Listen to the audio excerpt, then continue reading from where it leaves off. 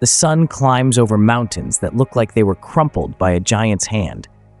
Below, the sea is a sheet of impossible turquoise, so clear you can see the dark shapes of coral gardens from the cliffs above. This is a land that feels raw and unfinished, a place where the modern world's hum fades into a distant memory. The air itself is thick with the scent of salt and damp earth, a perfume of isolation. It's a place that doesn't just exist, it breathes. Every gust of wind carries a story. Every shadow holds a secret. The silence here is a powerful presence, broken only by the cry of a lone sea eagle circling high overhead. On the coast, ancient banyan trees with tangled roots spill onto beaches of fine white sand. They stand like silent guardians, their branches reaching out as if to protect the shore from the outside world. There are no sprawling resorts here, no lines of sun loungers claiming the sand. Instead, you find only the footprints of local fishermen and the scuttling tracks of crabs vanishing into their holes. The rhythm of life is dictated by the tide, not by a clock. It is a profound and humbling experience to stand in a place so utterly untouched, a corner of the world that seems to have resisted the relentless march of time. The wildness is palpable. In the dense interior, waterfalls thunder down into hidden pools, their spray feeding a riot of green ferns and mosses. The forests are a cacophony of unseen life. Strange insects with iridescent wings buzz through the humid air, and the call of an unknown bird echoes through the canopy. This isn't just nature, it's an ecosystem that feels primordial, a throwback to a time when the world was younger and far more mysterious. You get the sense that you are merely a visitor, a temporary guest in a realm that belongs to something much older and more powerful than yourself. As dusk settles, the landscape transforms. The sharp, jagged peaks soften into deep purple silhouettes against a sky ablaze with orange and pink. The sea grows dark and quiet, its surface reflecting the first stars that begin to prick the velvet darkness.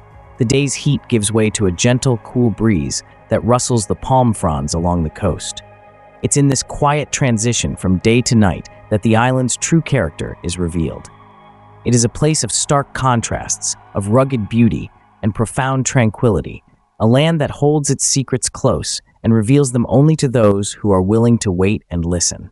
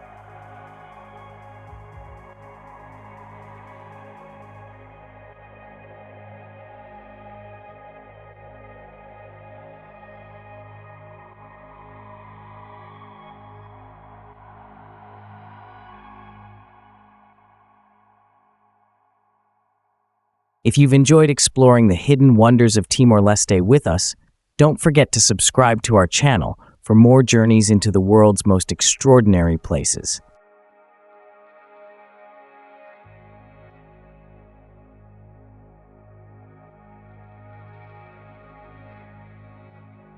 Join our community and never miss an adventure.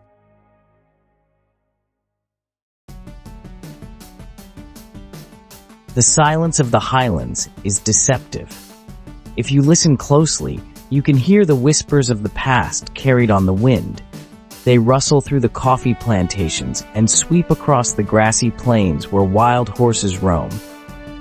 These are the stories of the ancestors, the spirits that are believed to inhabit the rocks, the trees, and the rivers.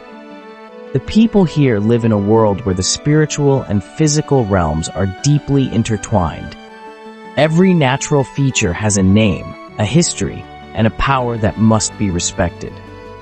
It's a worldview that feels incredibly ancient, a direct line to a time of myth and magic.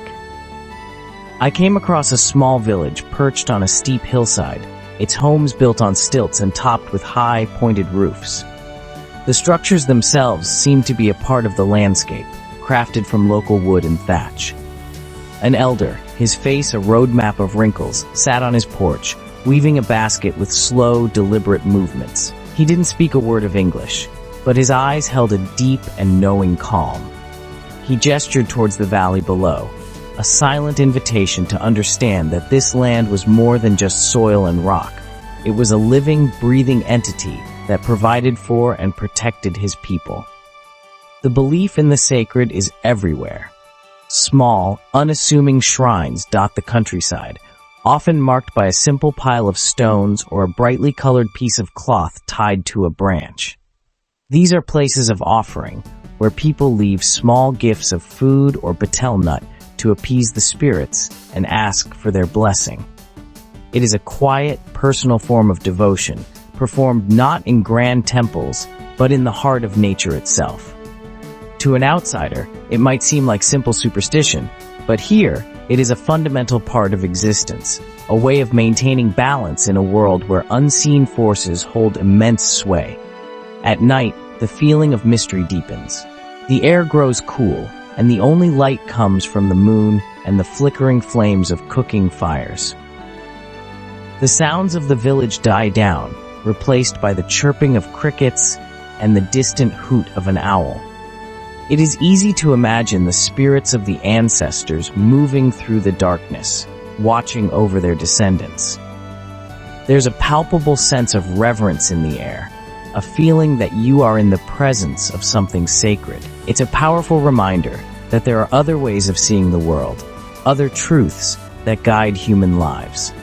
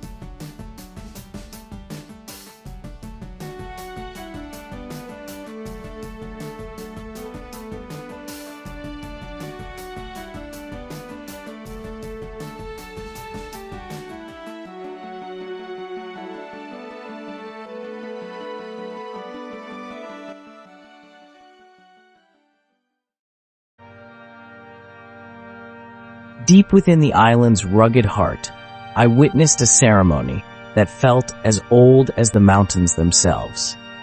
It was a ritual to honor the spirits of the land, a practice that has been passed down through countless generations. The village shaman, a woman with piercing eyes and an aura of immense authority, led the proceedings. She chanted in a low, hypnotic voice, her words weaving a connection between the community and the unseen world. The air was thick with the smoke of burning incense and the rhythmic beat of a single drum, a sound that seemed to mimic the very heartbeat of the earth. The ritual was focused on a sacred rock, a large, moss-covered boulder that the villagers believed was the home of a powerful guardian spirit. Offerings were laid at its base, rice, eggs, and a live chicken, its feathers ruffled by the breeze. The shaman traced patterns in the dust with a ceremonial knife, her movements precise and full of meaning. It was not a performance for an audience. It was a vital, necessary act of communication. The villagers watched with a mixture of awe and apprehension, their faces illuminated by the flickering torchlight. Their survival, their health, and their harvest all depended on the success of this sacred transaction. What struck me most was the role of the women. They were not passive observers, but central figures in the ceremony. They prepared the offerings, their hands moving with an inherited grace, and their voices joined the shaman's chant, creating a powerful chorus that echoed through the valley. They are the keepers of tradition, the guardians of the sacred knowledge that ensures the community's well-being. Their strength is quiet but undeniable, a bedrock of resilience in a world that is constantly changing. They are the link between the past and the future, the ones who ensure the spirits are not forgotten. But this sacred world is also a scarred one. The traditions are not always gentle. I heard stories of other rituals, of rites of passage that test the limits of human endurance, of beliefs that can lead to conflict and fear. There is a darkness that coexists with the light, a raw and sometimes brutal aspect to these ancient ways. The shaman's knife, used to bless the land, could also be used to cast a curse. This duality is at the core of their world, a delicate balance between creation and destruction, blessing and retribution, a constant tension that defines life in this forgotten corner of the world.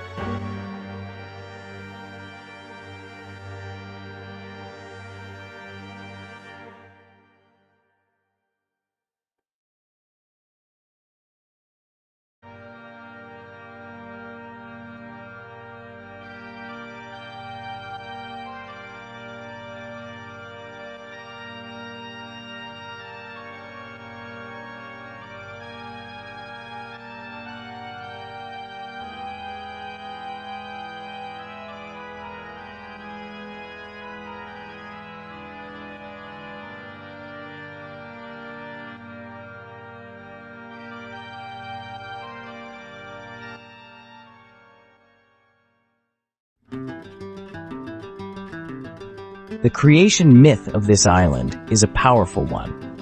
It tells of a boy who befriended a small crocodile, and as the crocodile grew, it transformed into the island of Timor itself, its ridged back forming the mountains.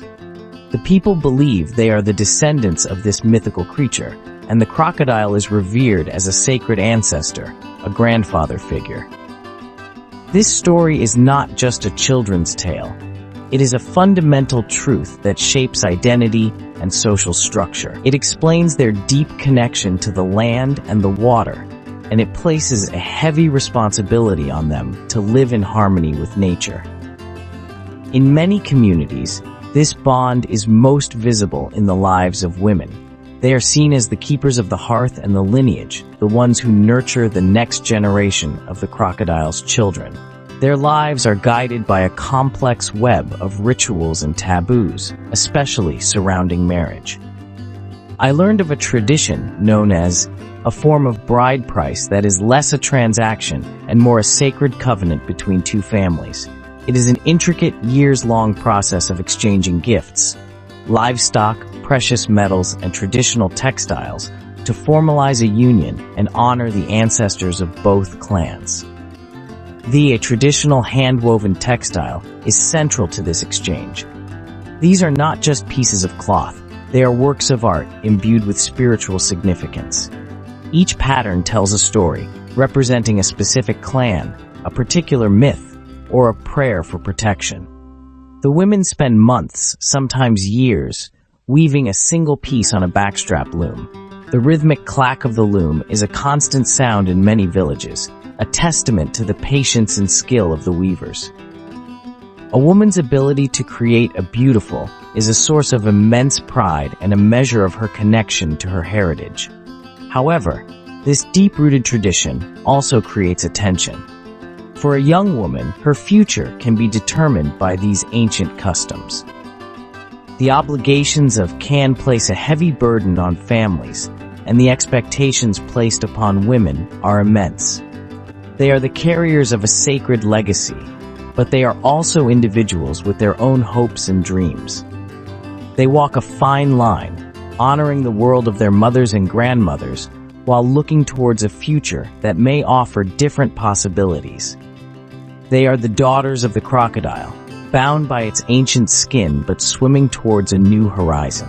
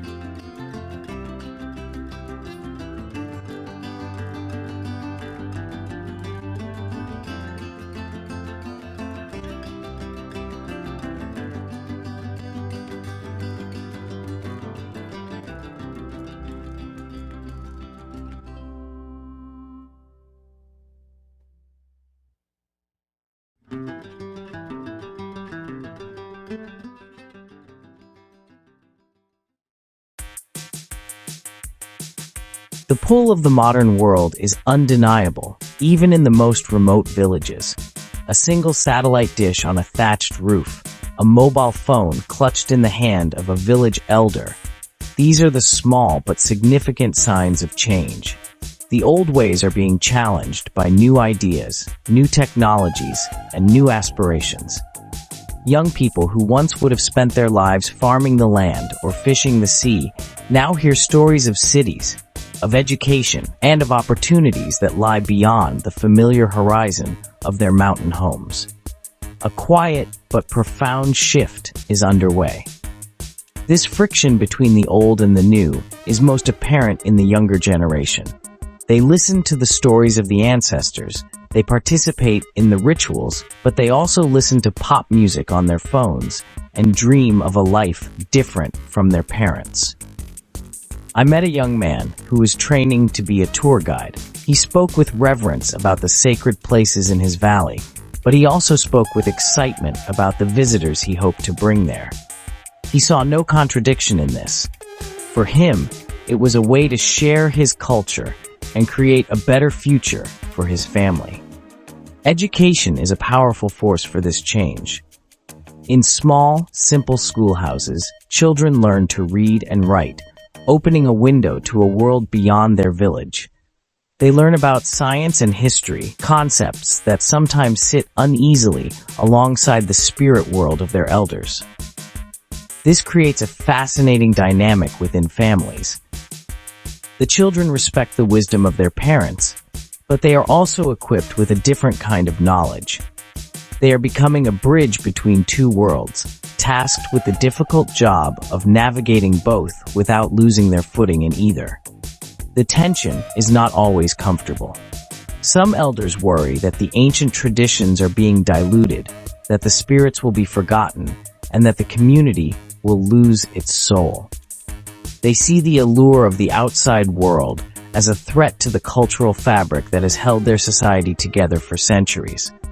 Yet there is also a sense of inevitability, an understanding that change cannot be stopped, only guided.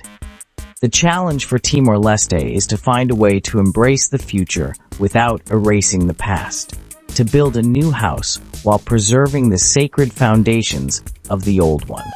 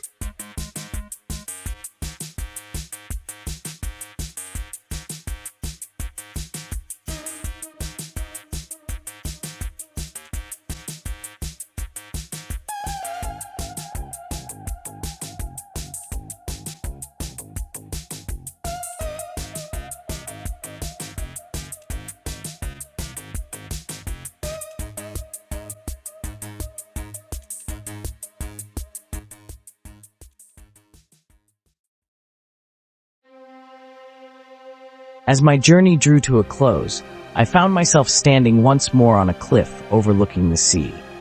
The water was calm, and the setting sun painted the sky in shades of gold and crimson. Below, a lone fisherman guided his narrow outrigger canoe back to shore, his silhouette a timeless image against the fading light. In that moment, the complexities of this land seemed to distill into a single powerful feeling: resilience. This is a place that has endured so much, yet its spirit remains unbroken, its beauty untamed, and its culture vibrantly alive. The people of Timor Leste possess a quiet strength that is both humbling and inspiring. It is a strength born from a deep connection to their land, their ancestors, and each other. They have faced immense hardship, yet they have not lost their capacity for joy, their generosity, or their profound sense of identity. Their lives are woven from the threads of ancient rituals and nascent dreams, creating a cultural tapestry that is intricate, durable, and utterly unique. They are not living in the past. They are carrying the past with them into the future. The wild beauty of the island is a perfect mirror for the spirit of its people. The mountains are rugged and scarred, but they are also cloaked in lush, vibrant life.